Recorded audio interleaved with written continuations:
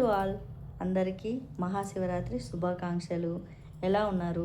ఈరోజు మహాశివరాత్రి పురస్కరించుకొని చాలామంది ఉపవాస దీక్షలు మరియు జాగరణలు చేస్తుంటారు. అయితే అందులో చేయవలసినవి ఏంటి, చేయకూడనివి ఏంటి, పాటించవలసినవి, పాటించకూడనివి కొన్ని విశేషాల గురించి మీతో షేర్ చేసుకోవడానికి ఈ వీడియోతో వచ్చేసాను. అయితే మీకున్న చిన్న చిన్న ప్రశ్నలకి ఈ వీడియో ద్వారా సమాధానం దొరుకుతుంది.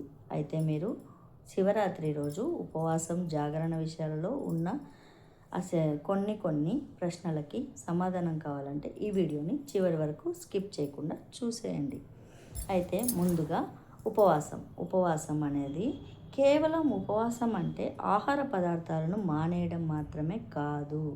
ఆధ్యాత్మిక చింతనలో అంటే దగ్గరగా, వాసం అంటే ఉండటం అని అర్థం.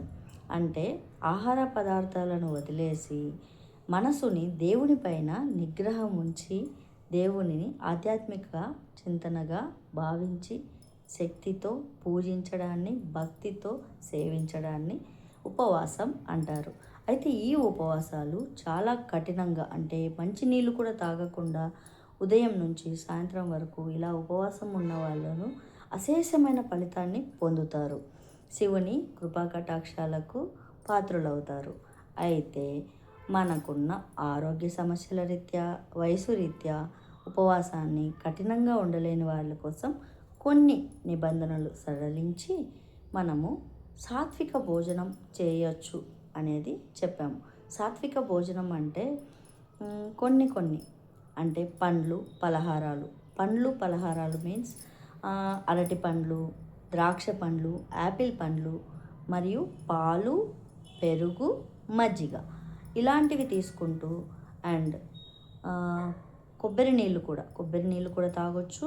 ధారాళంగా వాటర్ సేవించడం వలన మనసులో ఎలాంటి మనిషిలో ఎలాంటి మలినాలున్నా పోతాయి, మనసు ప్రశాంతంగా ఉంటుంది. అదేవిధంగా తీసుకోకూడనివి అంటే ఈరోజు ఉపవాస సమయంలో తీసుకోకూడనివి ఏంటంటే పప్పు దినుసులు మరియు బియ్యము, గోధుమలు, పప్పు దినుసులు ఏవైనా సరే ఈ ఉపవాస సమయంలో అస్సలు ముట్టకూడదు, తీసుకోకూడదు. ఉపవాస సమయంలో ఇంకా కొన్ని అంటే ఉల్లిపాయ, వెల్లుల్లి కూడా తగలకూడదు, ముట్టుకోకూడదు.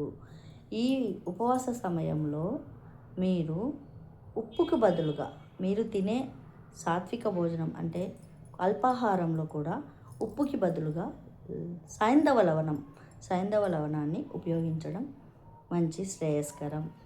అయితే ఇంకా జాగరణ విషయానికి వస్తే చాలామందికి జాగరణ సమయాల్లో మరుసటి రోజు అంటే సోమవారం రోజు ఉదయాన్నే నిద్రించవచ్చా అని చాలామందికి డౌట్ ఉంటుంది.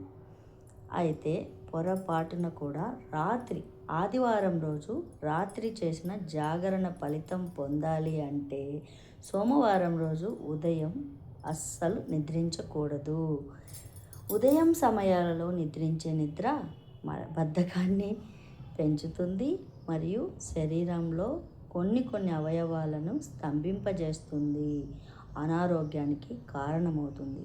అదేవిధంగా ఉపవాసం చేసి జాగరణ చేసిన విశేషమైన ఫలితం కూడా దక్కదు.